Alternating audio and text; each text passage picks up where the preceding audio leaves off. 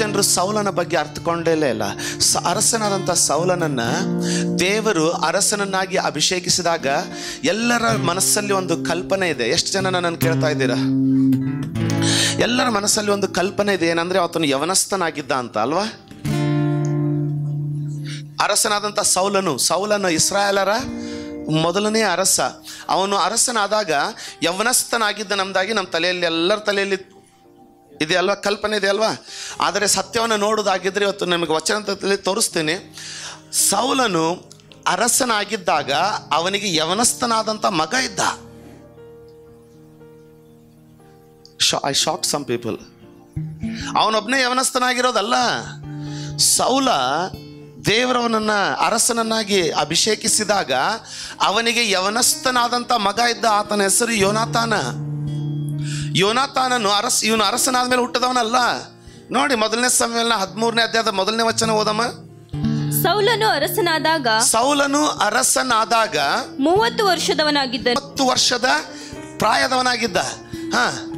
ಅವನು ಇಸ್ರಾಯೇಲರನ್ನು 2 ವರ್ಷ ಆಳಿದ ಮೇಲೆ, ಅರಸನಾಗಿ ಎಷ್ಟು ವರ್ಷ ಆಯ್ತು? 2 ವರ್ಷ ಆಳಿದ ಮೇಲೆ ಅವರಿಂದ 3,000 ಮಂದಿ ಸೈನಿಕರನ್ನು ಆರಿಸಿಕೊಂಡು ಅವರಲ್ಲಿ 2,000 ಜನರನ್ನು ಮಿಗ್ಮಾಷಿನಲ್ಲಿಯೂ ಬೇತೇಲಿನ ಗುಡ್ಡದಲ್ಲಿಯೂ ತನಗಾಗಿ ಇಟ್ಟುಕೊಂಡ. ಉಳಿದ 1,000 ಜನರನ್ನು ಬೆನ್ಯಾಮೀನ್ಯರ ಗೆಬೆಯದಲ್ಲಿದ್ದ ಯೋನಾತಾನನ ವಶಕ್ಕೆ ಕೊಟ್ಟನು. ಯಾರು ಯೋನಾತಾನನ? ಯಾರು? ಸೌಲನ ಮಗ. ಸೌಲನು ಅರಸನಾಗಿ 2 ವರ್ಷ ದಾಟೋದ್ರೊಳಗಾಗಿ ಆತನ ಮಗ 1,000 ಸೈನಿಕರನ್ನ ಹ್ಯಾಂಡಲ್ ಮಾಡುವಷ್ಟು ಯವನಸ್ಥ ಮಗ ಅವನಿಗಿದ್ನಂತೆ. ಅವನ ಹೆಸರು ಯೋನಾತಾನ. ಕೇಳ್ತಾ ಇದ್ದೀರಾ? ಆಮೇನ್. ಅವನೇನೋ ಮಾಡ್ದ, ಅದನ್ನ ಮುಂದೆ ನಾವು ಧ್ಯಾನ ಮಾಡ್ಲಿಕ್ಕೆ ಹೋಗ್ಲಿಕ್ಕಿದ್ದೀವಿ. ಯೋನಾತಾನನು ಏನೋ ಮಾಡ್ದ. ವ್ಯತಿರಿಕ್ತವಾಗಿ ಯೋಚಿಸು, ಥಿಂಕ್ ಡಿಫ್ರೆಂಟ್ಲಿ. ಲೋಕದಲ್ಲಿ ಜನರು ಥಿಂಕ್ ಡಿಫ್ರೆಂಟ್ಲಿ ಅಂದ್ರೆ, ಸಭೆಯಲ್ಲಿ ವಿಶ್ವಾಸಿಗಳು ವ್ಯತಿರಿಕ್ತವಾಗಿ ಯೋಚಿಸುವಾಗ ರಾಜ್ಯಗಳು ಬದಲಾಗ್ತದೆ, ಜೀವನಗಳು ಬದಲಾಗ್ತದೆ, ಸಭೆಗಳು ಬದಲಾಗ್ತದೆ. ಕೇಳ್ತಾ ಇದ್ದೀರಾ ಅನ್ಕೊಳ್ತೀನಿ ನಾನು. ಪಟ್ಟಣಗಳು ಬದಲಾಗ್ತದೆ. ತನ್ನ ಜೀವನದಲ್ಲಿ ತೃಪ್ತಿಯನ್ನು ಬಯಸುವವನು ಸ್ವಾರ್ಥಿ, ಆದ್ರೆ ದೇವರ ರಾಜ್ಯಕ್ಕೋಸ್ಕರ ತನ್ನ ಸ್ವತೃಪ್ತಿಯನ್ನು ಬದಿಗಿಟ್ಟು ಶ್ರಮೆ ಪಡುವುದಕ್ಕಾಗಿ ಒಪ್ಪಿಸುವವನು ಪರಲೋಕದಿಂದ ಜನಿಸಿದಂತ ಆತನ ಆತ್ಮನಿಂದ ಜಯಿಸಲ್ಪಟ್ಟಂತ ವ್ಯಕ್ತಿ. ಕೇಳ್ತಾ ಇದ್ದೀರಾ ಅನ್ಕೊಳ್ತೀನಿ ನಾನು. 3,000 ಸೈನಿಕರನ್ನ ತೆಗೆದುಕೊಂಡು ಈತ ಸೌಲ ಒಂದು ಮೂಲೆಯಲ್ಲಿ ಕುತ್ಕೊಂಡ್ಬಿಟ್ಟ. ಮಗನಿಗೆ ಬರೀ 1,000 ಸೈನಿಕರನ್ನು ಕೊಟ್ಟ. ಆದ್ರೆ ಮಗ ಸೀನಿಯರ್ ಪಾಸ್ಟರ್ 3,000 ತಗೊಂಡ್ರು, ನನಗೆ ಬರೀ 1,000 ಕೊಟ್ರು ಅಂತ ಸುಮ್ಮನೆ ಕೂತ್ಕೊಳ್ಳಿಲ್ಲ. ಆ 1,000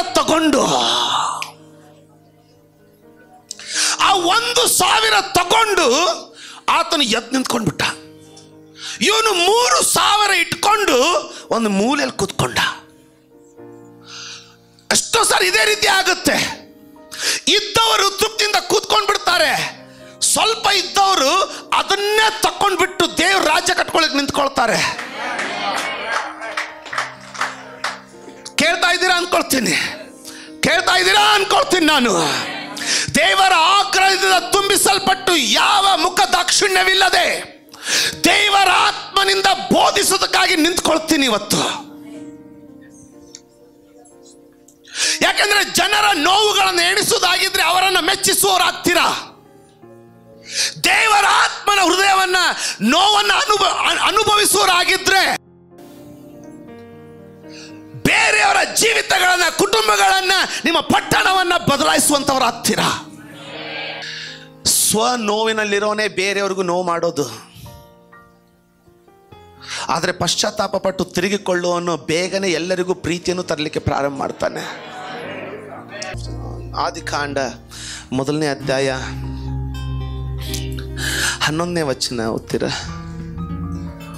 ತರುವಾಯ ದೇವರು ಭೂಮಿಯ ಸ್ವಲ್ಪ ಇದಕ್ಕೆ ಧ್ಯಾನ ಕೊಡಿ. ತರುವಾಯ ದೇವರು ಭೂಮಿಯು ಹುಲ್ಲನ್ನು ಬೀಜ ಬಿಡುವ ಕಾಯಿ ಪಲ್ಯದ ಗಿಡಗಳನ್ನು ಬೆಳೆಸಲಿ. ಯಾರು ಹೇಳಿದ್ರು?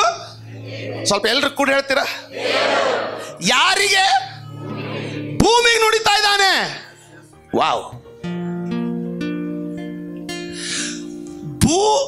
ಗಿಡ ರೀ.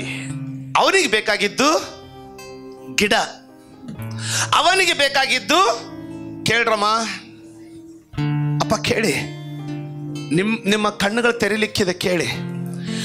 ಅವನಿಗೆ ಬೇಕಾಗಿದ್ದು ಕಾಯಿ ಪಲ್ಯದಗಳ ಗಿಡ, ನುಡಿತಾ ಇದ್ದಿದ್ದು ಭೂಮಿಗೆ. ಅವನಿಗೆ ಬೇಕಾಗಿರೋದು, ಕರ್ತನಿಗೆ ಬೇಕಾಗಿರೋದು ಕಾಯಿ ಪಲ್ಯ, ಆದರೆ ಈತನು ನುಡಿತಾ ಇರೋದು ಭೂಮಿಗೆ. ಹಂಗೆ ಇರೋದು ದೇವ್ರ ಕೆಲಸ. ಕ್ಷಮಿಸು ಅಂತ ಹೇಳುವಾಗ ಆತ ನಿನಗೆ ಹೇಳ್ತಾ ಇದ್ದಾನೆ ಕ್ಷಮಿಸಂತ, ಆದ್ರೆ ಆಕ್ಚುಲಿ ನಿನ್ನ ಜೀವನದಲ್ಲಿ ಏನೋ ಕಾಯಿ ಪಲ್ಯ ಹೊರಗೆ ತರಿತಾ ಇದ್ದಾನ, ಅವನು ಬೆಳೀತಾ ಇದ್ದಾನ. ದೇವರು ಭೂಮಿಗೆ, ಓದಮ್ಮ ಇನ್ನೊಂದ್ಸರಿ. ತರುವಾಯ ದೇವರು ಭೂಮಿಯು ಹುಲ್ಲನ್ನು ಬೀಜ ಬಿಡುವ ಕಾಯಿ ಪಲ್ಯದ ಗಿಡಗಳನ್ನ ಬೆಳೆಸಲಿ. ಈಗ ಭೂಮಿ ಅಯ್ಯಯ್ಯ ನಾನೆಲ್ಲಿಂದ ಬೆಳೆಸ್ಲಿ ಅಂದ್ರೆ ದೇವರು ಹೇಳ್ತಾನೆ, ನಾನು ನುಡಿದ ತಕ್ಷಣ ನಿನ್ನೊಳಗಡೆ ಅದನ್ನ ಬೆಳೆಸ್ಲಿಕ್ಕೆ ಬಲನೂ ಬಂತು, ಅದನ್ನ ಬೆಳೆಸ್ಲಿಕ್ಕೆ ಬೇಕಾಗಿರುವಂತ ಬೀಜವೂ ಬಂತು. ನನ್ನನ್ನು ಆರಾಧಿಸು ಅಂತ ಹೇಳಿದ್ರೆ ಸಾಕು, ಆ ಆರಾಧನೆಗೆ ಬೇಕಾಗಿರುವಂತ ಅಭಿಷೇಕ ಬಂದ್ಬಿಡುತ್ತೆ. ಭಯ ಪಡಬೇಕಾಗಿಲ್ಲ. ಇವತ್ತು ದೇವರಿನೊಟ್ಟಿಗೆ ಮಾತಾಡ್ಲಿಕ್ಕೆ ಹೋಗ್ತಾ ಇದ್ದಾನೆ. ನೀನು ನನ್ನನ್ನು ಸೇವೆ ಮಾಡ್ತೀಯ ಅಂತ ಹೇಳಿದ್ರೆ ನೀನು ನನಗೆ ಅನಾರೋಗ್ಯ ಅಂತ ಹೇಳಬೇಡ. ಯಾವ ದಿನ ದೇವರು ನೀನು ನನ್ನನ್ನು ಸೇವೆ ಮಾಡ್ತೀಯ ಅಂತ ಹೇಳಿದ್ನಲ್ಲ, ಅದೇ ರೀತಿ ಭೂಮಿಗೆ ಬಂದಂತ ಬಲ ನಿನಗೆ ಬಂತು, ನಿನ್ನನ್ನು ತುಂಬಿಕೊಳ್ತು. ಯಾಕಂದ್ರೆ ಆತನು ಬರದೇ ಇದ್ದಲ್ಲಿ, ಫಲ ಸಿಗದೇ ಇದ್ದಲ್ಲಿ ಮಾತಾಡೋನಲ್ಲ. ಒಂದು ವೇಳೆ ಮಾತಾಡಿದ ಅಂದ್ರೆ ಆ ಫಲ ಕೊಡುವ ಬಲ ಅದಕ್ಕೆ ಬಂದ್ಬಿಡ್ತದೆ. ಯಾರಾದ್ರೂ ಭೂಮಿ ಅಂತ ಹೇಳ್ತೀರಾ? ಆ ಭೂಮಿಗೆ ದೇವರು ಹೇಳಿದ್ದೆ ತಡ ಎಂಥ ಬಲ ಬಂತಂದ್ರೆ ಬಿತ್ತದಲ್ಲಿನೇ ಇವತ್ತಿಗೂ ಬಿತ್ತುತ್ತಾ ಇದ್ದಾರೆ.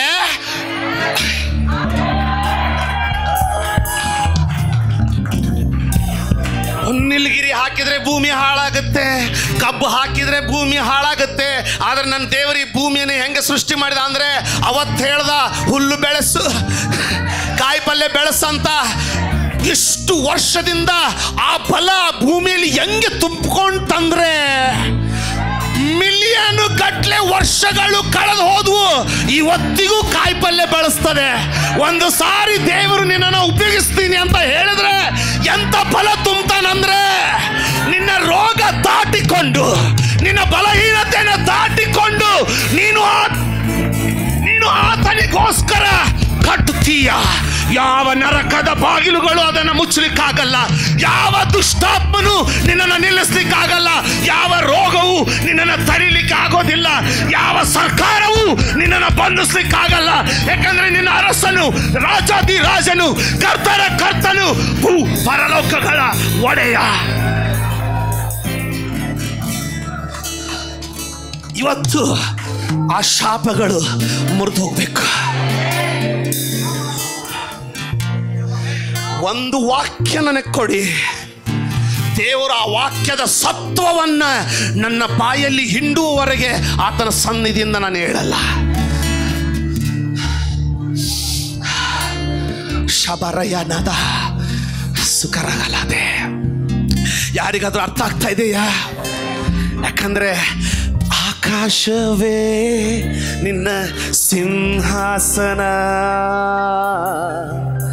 ಭೂಮಿಯೇ. ಕೇಳಿ, ಆ ಪಾದ ಪೀಠದಲ್ಲಿ ಇಷ್ಟು ಬಲ ಅಂದ್ರೆ, ಆತನ ಪಾದ ಪೀಠಕ್ಕೆ ಇಷ್ಟು ಬಲ ಅಂದ್ರೆ, ಆತನು ಪಾದ ಪೀಠ ಮಾಡಿಕೊಂಡಿರುವಂತ ಭೂಮಿಗೆ ಆತನು ಇಷ್ಟ ಬಲ ಕೊಡುವುದಾಗಿದ್ರೆ ಅವೆಲ್ಲ ಭೂಮಿಯ ಬಲಹೀನತೆಗಳನ್ನ ತೆಗೆದು ಹಾಕ್ತಾ ಇದ್ದೀನಿ. ಕಣಿವೆಗಳು, ಜೀವನದ ಕಣಿವೆಗಳು ಮುಚ್ಚಲ್ಪಡ್ತಾ ಇವೆ. ನಿಮ್ಮ ಜೀವನದ ಬೆಟ್ಟಗಳು ಸಮಾನವಾಗಿ ಮಾಡಲ್ಪಡ್ತಾ ಇದೆ. ಯಾಕೆಂದ್ರೆ ನನ್ನ ಅರಸನ ಗುಣವೇ ಕಣಿವೆಗಳನ್ನು ತುಂಬೋದು, ಬೆಟ್ಟಗಳನ್ನು ಕರಗಿಸೋದು, ಮಾರ್ಗವನ್ನ ನೇರವಾಗಿ ಮಾಡೋದು. ಆ ಭೂಮಿಯನ್ನು ಸೃಷ್ಟಿಸಿದ ಅವನೇ ಅದನ್ನು ಅಳಿಸುವವರೆಗೂ ಯಾರು ಅದನ್ನು ಅಳಿಸ್ಲಿಕ್ಕಾಗಲ್ಲ. ಅವನು ಈ ಭೂಮಿಯನ್ನು ಸೃಷ್ಟಿಸಿದ, ಅವನೇ ಅಳಕಿಸ್ತಾನೆ. ಅಲ್ಲಿವರೆಗೆ ಯಾರು ಏನು ಮಾಡಲಿಕ್ಕಾಗಲ್ಲ. ಅದೇ ಅಧ್ಯಾಯ ಎರಡನೇ ಅಧ್ಯಾಯ 7ನೇ ವಚನ, 2ನೇ ಅಧ್ಯಾಯ 7ನೇ ವಚನ. ಬೇಗ ಬೇಗ. ಹೀಗಿರಲು ಯೆಹೋವ ದೇವರು ನೆಲದ ಮಣ್ಣಿನಿಂದ, ಅದೇ ಭೂಮಿಯಿಂದ, ಅದೇ ಭೂಮಿಯ ಮಣ್ಣಿನಿಂದ ಮನುಷ್ಯನನ್ನ ರೂಪಿಸಿ. ನಾನು ಹೇಳಿದ ಜಿಗಿದು ಹೇಳ್ತೀರಾ? ಅದೇ ಮಣ್ಣಿನಿಂದ, ಅದೇ ಭೂಮಿಯಿಂದ, ಶಾಪಿತವಾದ ಭೂಮಿಯಲ್ಲ, ಸುಟ್ಟು ಹೋದ ಭೂಮಿಯಲ್ಲ, ಆಶೀರ್ವದಿಸಲ್ಪಟ್ಟು ಫಲಗಳನ್ನ ಬೆಳೆಸಲಿಕ್ಕೆ ಆಶೀರ್ವಾದ ಹೊಂದಿದ ಅದೇ ಭೂಮಿಯಿಂದ ಆತನು ಮಣ್ಣನ್ನ ತೆಗೆದುಕೊಂಡು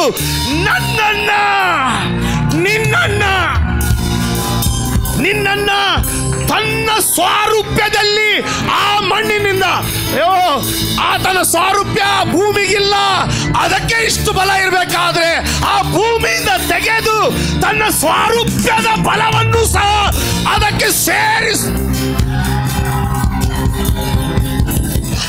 ಯಾರಿಗಾದ್ರೂ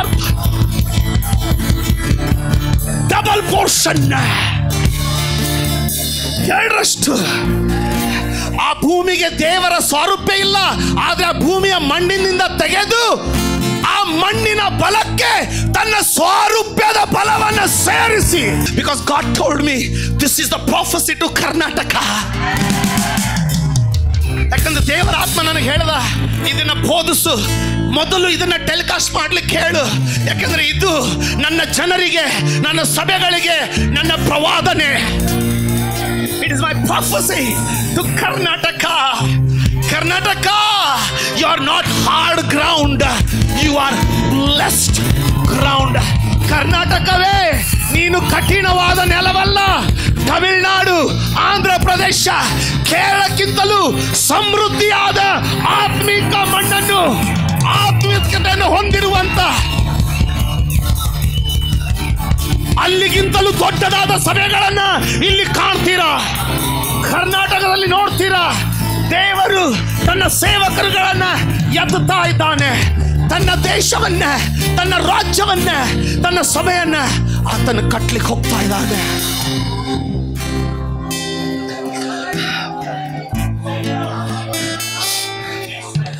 ಯಾರಾದ್ರೂ ನಂಬ್ತಾ ಇದ್ದೀರಾ?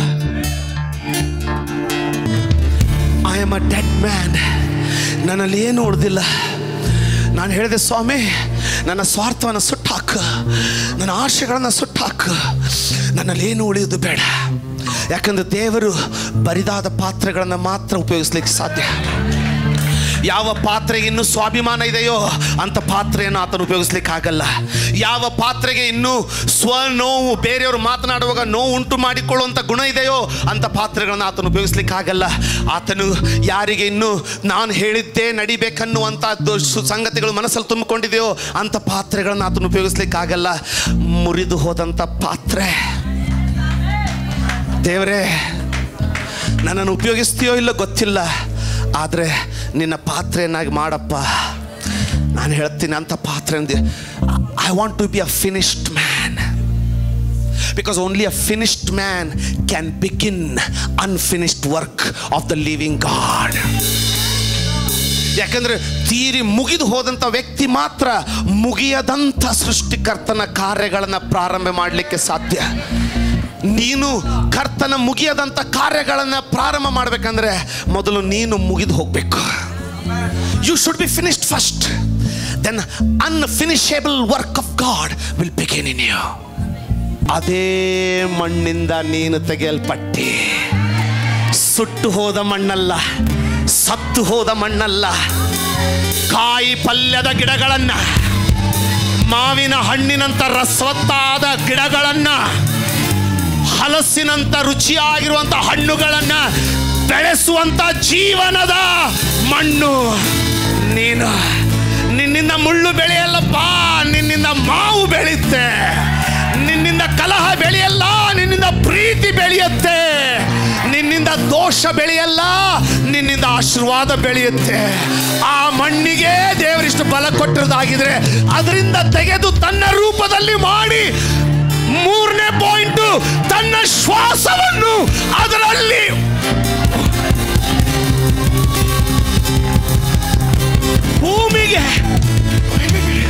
ಭೂಮಿಗೆ ತನ್ನ ಶ್ವಾಸನೂ ಊದಲಿಲ್ಲ, ಇವತ್ತವರೆಗೂ ಫಲ ಕೊಡ್ತದೆ. ನಿನ್ನನ್ನು ಅದರಿಂದ ತೆಗೆದು ತನ್ನ ರೂಪದಲ್ಲಿ ಮಾಡಿ ತನ್ನ ಶ್ವಾಸವನ್ನ today you are a new creation. ಯಾವನು ನನ್ನ ಹಿಂದೆ ಬರ್ತಾನೋ ತನ್ನ ಕ್ರೂಜೆಯನ್ನ ಕುತ್ತಿಗೆಯಲ್ಲ, ತನ್ನ ಕ್ರೂಜೆಯನ್ನ ಹೊತ್ತುಕೊಂಡು ಅಪೂರ್ಣ ಕ್ರಯ ಕಟ್ಟಲೇಬೇಕು. ತನ್ನನ್ನ ನಿರಾಕರಿಸಿದವನಾಗಿ, ನಿನ್ನನ್ನು ನೀನು ನಿರಾಕರಿಸು. ಪಾಸ್ಟರ್ ಹಂಗಂದ್ರೆ ಏನು? ಎಲೆ ಬುದ್ಧಿ ಇಲ್ದವನೇ ಅಂತ ಅವ್ರು ಅಂದ್ರೆ, ಇವನು ನಿರಾಕರಿಸಲ್ಪಟ್ಟವನಂದ್ರೆ ಅಯ್ಯೋ ಪಾಪ, ಅಯ್ಯೋ ಪಾಪ ಬೈತವ್ರೆ ನನಗೆ, ಬೈಬಲ್ ಓದಿಲ್ ಕಾಣ್ತದೆ ಅಂತ.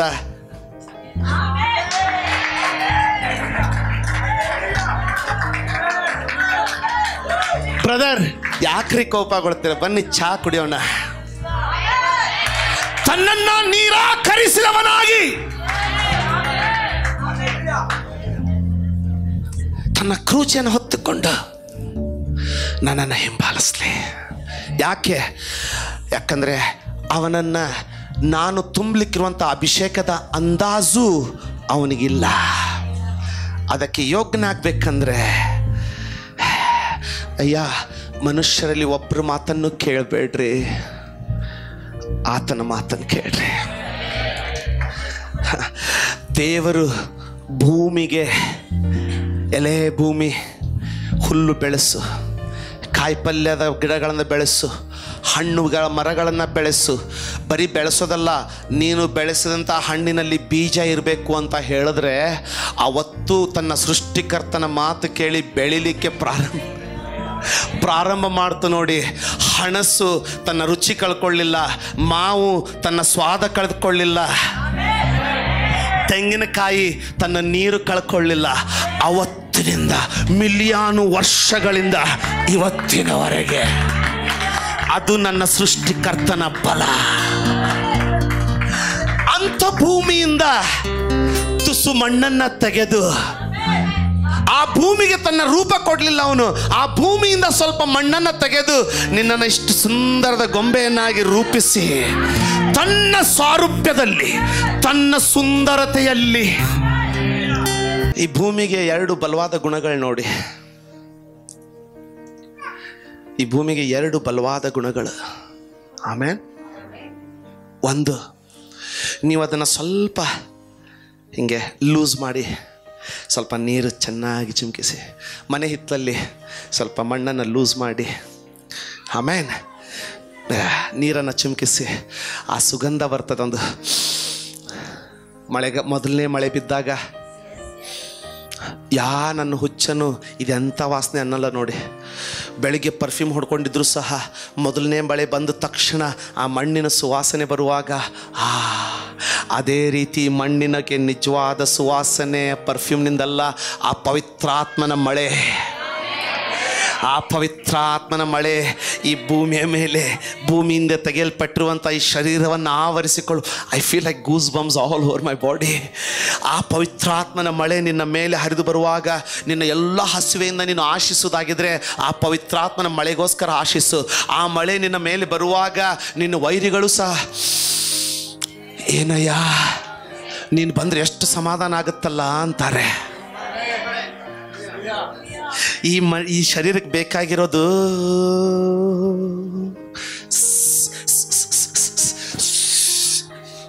ಮಾಸ್ಕಿಟೋ ರಿಪೆಂಟೆಂಟ್ ಅಲ್ಲ. ಈ ಶರೀರಕ್ಕೆ ಬೇಕಾಗಿರೋದು ಪವಿತ್ರಾತ್ಮನ ಮಳೆ.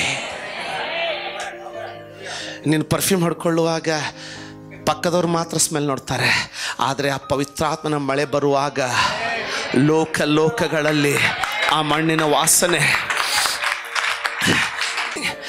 Young children, you don't need beauty, you are already beautiful. You need the owner of that beauty, the Holy Spirit. ಮಗಳೇ, ನಿನಗೆ ಸುಂದರತೆಯನ್ನು ವೃದ್ಧಿಪಡಿಸ್ಕೊಳ್ಳುವಂಥ ಅವಶ್ಯನೇ ಇಲ್ಲ. ನೀನು ಆಲ್ರೆಡಿ ಸುಂದರವಾಗಿದ್ದೀಯ. ನಿನಗೆ ಬೇಕಾಗಿರೋದಾಗೇನೆಂದರೆ ಆ ಸೌಂದರ್ಯವನ್ನು ಸೃಷ್ಟಿ ಮಾಡಿದಂಥ ಸೃಷ್ಟಿಕರ್ತನ ಆತ್ಮನ ಒಂದು ಸುರಿಮಳೆ. ಆಗ ಜನ ಅಂತಾರೆ, ಬ್ರದರ್ ನಿಮ್ಮ ಮಗಳು ಎಷ್ಟು ಚೆನ್ನಾಗಿದ್ದಾಳೆ, ನೋಡ್ಲಿಕ್ಕಲ್ಲ, ಅವಳು ಬರೀ ಮಾತಾಡಿದರೆ ಮನಸ್ಸಿಗೆ ಸಮಾಧಾನ ಅನ್ನಿಸುತ್ತೆ. ಯಾಕಂದರೆ ನಮ್ಮ ಮಕ್ಕಳು ದೇವರಾತ್ಮನ ಮಳೆಯಿಂದ. ಆಮೇನ್ ಆಮೇನ್. ಯಾರಿಗಾದ್ರೂ ಅರ್ಥ ಆಗ್ತಾ ಇದೆಯಾ? ಈ ಮಣ್ಣಿಗೆ 2 ಬಲವಾದ ಗುಣಗಳು. ನಿಮ್ಮ ಹಿತ್ತಲಲ್ಲಿ ಏನು ಮಾಡ್ತೀರಾ, ಸ್ವಲ್ಪ ಮಣ್ಣನ್ನು ಲೂಸ್ ಮಾಡಿ ನೀರು ಹೊಡೆದ್ರೆ ತುಂಬ ಸುವಾಸನೆ. ಅಲ್ಲೇ ನಾನು ಹೇಳಿದೆ, ಆ ದೇವರ ಆತ್ಮನ ಸುವಾಸನೆ ನಿಮ್ಗೆ ಬೇಕು. ಆ ಸುವಾಸನೆ ಮಣ್ಣು ಮತ್ತು ನೀರು ಬೆರೆಯುವಾಗ ಬರುವ ಸುವಾಸನೆ. ದೇವರ ಆತ್ಮನೇ ಒಂದು ಸುವಾಸನೆ ಉಂಟು, ಅದು ನಿನ್ನನ್ನು ಬೆರೆತುಕೊಳ್ಳುವಾಗ ಮಾತ್ರ ಬರ್ತದೆ. ಅರ್ಥ ಆದವ್ರು ಧನ್ಯರು. ಇವತ್ತಿನಿಂದ ಅದಕ್ಕೋಸ್ಕರ ನೀವು ಆಶಿಸ್ತೀರಾ. ಆಮೇಲೆ ನಂತರ ಏನು ಮಾಡ್ತೀರಾ, ಒಂದು ಕುಂಬಳಕಾಯಿ ಬೀಜ, ಒಂದು 4 ಕುಂಬಳಕಾಯಿ ಬೀಜ ಅದರಲ್ಲಿ ಹಾಕಿ ಮೇಲೆ ಮಣ್ಣು ಹಾಕಿಬಿಡಿ. ಪ್ರತಿನಿತ್ಯ ಸ್ವಲ್ಪ ನೀರು, ಒಂದು 4 ದಿನ, ಒಂದು 5 ದಿನ ಈ ಭೂಮಿಗೆ ಬೀಜ ಕೊಟ್ಟರೆ ಅದು ತಿರುಗಿ ಗಿಡ ಕೊಡ್ತದೆ. ಈ ಭೂಮಿಗೆ ಬೀಜ ಹಾಕಿದರೆ ಅದು ತಿರುಗಿ ಗಿಡ ಕೊಡ್ತದೆ.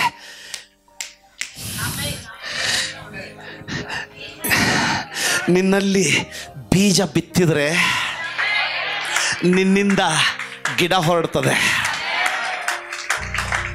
ಈ ಭೂಮಿ ಒಂದು ಗುಣ ಏನಂದರೆ ಇದರಲ್ಲಿ ಬೀಜ ಬಿತ್ತಬೇಕು. ಕೇಳ್ತಾ ಇದ್ದೀರಾ? ದೇವರ ವಾಕ್ಯದ ಬೀಜ. ನೀನು ಬಿತ್ತೋದು ದೇವರ ವಾಕ್ಯ, ಕೊಯ್ಯೋದು ಆಶೀರ್ವಾದ. ನೀನು ಬಿತ್ತೋದು ವಾಕ್ಯ, ಕೊಯ್ಯೋದು ಗುಣಪಡಿಸುವಿಕೆ. ಯಾಕೆಂದ್ರೆ ಈ ಭೂಮಿಗೆ ದೇವರೊಂದು ಗುಣ ಕೊಟ್ಟವನೇ. ಈ ಭೂಮಿಗೆ ದೇವರೊಂದು ಗುಣ ಕೊಟ್ಟವನೇ. ಆ ಭೂಮಿಯ ಹೃದಯವನ್ನು ಹದ ಮಾಡಿಕೊಂಡು ಪವಿತ್ರಾತ್ಮನ ನೀರನ್ನು ತೆಗೆದುಕೊಂಡು ದೇವರ ವಾಕ್ಯವೆಂಬಂಥ ಬೀಜವನ್ನು ಅದು ಕೇಳಿದ್ರೆ ಅದರ ಜೀವಿತದಲ್ಲಿ ಗಿಡ ಬರ್ತದೆ. ಅದು ಗುಣಪಡಿಸುವಿಕೆ ಗಿಡ. ಯಾವ ಬೀಜ ಬಿತ್ತಿರೋ ಆ ಗಿಡ ಬರ್ತದೆ. ಗುಣಪಡಿಸುವಿಕೆ ವಾಕ್ಯಗಳನ್ನು ಬಿತ್ತಿದ್ರೆ ಅದು ಗುಣಪಡಿಸುವಿಕೆನ ಬೆಳೆಸ್ಲಿಕ್ಕೆ ಸ್ಟಾರ್ಟ್ ಮಾಡ್ತದೆ. ಏನಾಯ್ತು ಈ ಭೂಮಿಗೆ? ಏನಾಯ್ತು ಈ ಭೂಮಿಗೆ? ಎಲೆ ಭೂಮಿಯೇ, ಸೌಖ್ಯವಾಗಿದ್ದೀಯಾ? ಒಂದು ವೇಳೆ ನೀನು ಸೌಖ್ಯವಾಗಿರೋದಾಗಿದ್ದರೆ ನೀನು ದೇವರ ವಾಕ್ಯದ ಬೀಜವನ್ನು ಒಳಗೆ ತೆಗೆದುಕೊಂಡ್ಬಿಟ್ಟು ಆ ವಾಕ್ಯದ ಫಲವನ್ನು ಜೀವನದಲ್ಲಿ ಬೆಳೆಸ್ತೀಯ. ಅಷ್ಟಕ್ಕೆ ಮುಗಿಲಿಲ್ಲ. ಆ ಭೂಮಿಗೆ ಎಷ್ಟು ಬಲ ಅಂದರೆ ಆ ಗಿಡದ ಒಂದೊಂದು ಎಲೆಯಲ್ಲಿ ಬಲವನ್ನು ತುಂಬುತ್ತದೆ. ನಿನಗೆ ಗುಣಪಡಿಸುವ ಕಾಣುವವರೆಗೂ ಆ ವಚನ ಬಿಡಲೇಬಾರ್ದು. ನಿನಗೆ ಆಶೀರ್ವಾದ ಸಿಗೋವರೆಗೂ ಆ ವಚನ ಬಿಡಲೇಬಾರ್ದು. ಆ ವಚನವನ್ನು ಭೂಮಿ ತನ್ನ ಹೊಟ್ಟೆ ಒಳಗೆ ಇಟ್ಟುಕೊಂಡು ಅದರಿಂದ ಬೇರುಗಳನ್ನು, ಪ್ರಕಟಣೆಗಳನ್ನು ಹೊರಡಿಸಿ ಆ ಪ್ರಕಟಣೆಗಳಿಗೆ ಪವಿತ್ರಾತ್ಮನ ಉಣಿಸುವಂಥ ನೀರಿನ ಫಲವನ್ನು ತುಂಬಿಸ್ತಾ ಹೊರಗಡೆಯಲ್ಲಿ ಅಭಿಷೇಕದ ಗುಣಪಡಿಸುವಿಕೆಯ ಗಿಡವನ್ನು ಬೆಳೆಸ್ತಾ ಹೋಗ್ತದೆ. ಒಳಗಡೆ ಬೀಜವನ್ನು. ನಿನಗೆ ಅಸೌಖ್ಯವೋ, ವಾಕ್ಯವನ್ನು ಕೇಳಿ ಹೋಗ್ಬಿಡ್ಬೇಡ. ಆ ವಾಕ್ಯವನ್ನು ಧ್ಯಾನ ಮಾಡು, ಧ್ಯಾನ ಮಾಡು, ಧ್ಯಾನ ಮಾಡು. ಯಾಕಂದ್ರೆ ಆ ಬೀಜ ಮೊಳಿಲಿಕ್ಕೆ ಪ್ರಾರಂಭ ಆಗುತ್ತೆ. ಆ ಧ್ಯಾನದಿಂದ ಉಂಟಾಗುವ ಪ್ರಕಟಣೆ ಫಲಗಳನ್ನು ತರಲಿಕ್ಕೆ ಪ್ರಾರಂಭ ಮಾಡುತ್ತೆ. ಓ, ಎಷ್ಟು ಜನರಿಗೆ ಇದು ಅರ್ಥ ಆಗ್ತಾ ಇದೆ? ಅದಕ್ಕೋಸ್ಕರ ಸೈತಾನನು ಇವತ್ತು ಕ್ರೈಸ್ತರ ಜೀವಿತದಿಂದ ವಾಕ್ಯವನ್ನು ಕದ್ದುಕೊಂಡು ಹೋಗ್ತಾ ಇದ್ದಾನೆ. ಕುತ್ತಿಗೆಯಲ್ಲಿ ಕ್ರಾಸ್ ಇದೆ, ಕುತ್ತಿಯ ಒಳಗಡೆ ಇರುವಂತಹ ಹೃದಯದಲ್ಲಿ ವಾಕ್ಯ ಇಲ್ಲ. ಯಾಕಂದ್ರೆ ಆತನಿಗೆ ಗೊತ್ತು, ಇದರಲ್ಲಿ ವಾಕ್ಯ ಬಂದ್ರೆ ಇವನಿಂದ ನನ್ನ ಅನಾರೋಗ್ಯ ಹೊರಟು ಹೋಗ್ತದೆ, ಇವನಿಗೆ ಗುಣ ಆಗತ್ತೆ. ದೇವರು ಈ ಭೂಮಿಗೆ ಆ ಬಲವನ್ನು ಕೊಟ್ಟವನೇ. ಯಾರಾದ್ರೂ ಹೇಳ್ತೀರಾ ನನ್ನಲ್ಲಿ ಆ ಬಲ ಉಂಟು? ವಾಕ್ಯ ಕೇಳೋ ಬಲ ಉಂಟು, ವಾಕ್ಯ ಅರ್ಥ ಮಾಡಿಕೊಳ್ಳುವ ಬಲ ಉಂಟು, ವಾಕ್ಯ ಧ್ಯಾನ ಮಾಡುವ ಬಲ ಉಂಟು, ಆ ಬಲ ಗಿಡ ಆಗೋವರೆಗೂ ಅದನ್ನು ಪೋಷಿಸುವ ಬಲ ಉಂಟು.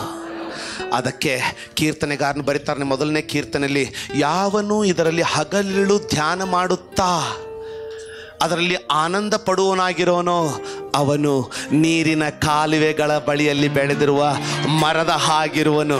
ಅಂಥ ಮರವು ತಕ್ಕ ಕಾಲದಲ್ಲಿ ಫಲ ಕೊಡುತ್ತದಲ್ಲ, ಅದರ ಎಲೆ ಬಾಡುವುದೇ ಇಲ್ಲ. ಯೆಹೋಶುವ 1:8, ಈ ಧರ್ಮಶಾಸ್ತ್ರವು ಯಾವಾಗಲೂ ನಿನ್ನ ಬಾಯಲ್ಲಿರಲಿ, ಹಗಲು ಇರುಳು ಅದನ್ನು ಧ್ಯಾನಿಸುತ್ತಾ ಅದರಲ್ಲಿ ಬರೆದಿರುವುದನ್ನೆಲ್ಲ ಕೈಕೊಂಡು ನೋಡೆ, ಆಗ ನಿನ್ನ ಮಾರ್ಗದಲ್ಲೆಲ್ಲ ಸಫಲನಾಗುವಿ, ಕೃತಾರ್ಥನಾಗುವಿ. ಈ ಭೂಮಿಗಿರುವಂಥ ಗುಣ ಬೀಜ ಹಾಕಿದ್ರೆ ಗಿಡ ಕೊಡ್ತದೆ. ನಿಲ್ಲಿಸ್ಬೇಡಿ, ದೇವ್ರ ವಾಕ್ಯ ಧ್ಯಾನ ಮಾಡಿ, ಯಾಕಂದ್ರೆ ನೀನೇ ಆ ಭೂಮಿ. ಈ ಭೂಮಿಗೆ ಇನ್ನೊಂದು ಸುಂದರವಾದ ಗುಣ. ಇನ್ನು ಕೆಲ ಜನ ಹೇಳ್ತಾರೆ, ಪಾಸ್ಟ್ರೆ ಈ ಭೂಮಿಯ ಹಲಸು ತುಂಬ ರುಚಿ, ಅಲ್ಲಿ ಕಬ್ಬು ಚೆನ್ನಾಗಿ ಬೆಳೀತದೆ. ನಾನು ಕೇಳಿದೆ, ಬ್ರದರ್ ಹಾಗೆ ಯಾಕೆ? ಯಾಕಂದರೆ ಆ ಕಡೆ ಮಣ್ಣು ತುಂಬ ಒಳ್ಳೇದಿದೆ. ಯಾವ ಮಣ್ಣು ಒಳ್ಳೇದಿದೆ ನೋಡಿ ಅಯ್ಯ, ಬೀಜದಲ್ಲಿ ದೋಷ ಇಲ್ಲಯ್ಯ, ಬೀಜದಲ್ಲಿ ದೋಷ ಇಲ್ಲ. ಬೀಜ ಒಂದೇ, ನೀನು ಆ ಭೂಮಿಯನ್ನು ಫಲವತ್ತಾಗಿ ಮಾಡಬೇಕು. ನಿನ್ನ ಭೂಮಿಯನ್ನು ಫಲವತ್ತು ಮಾಡ,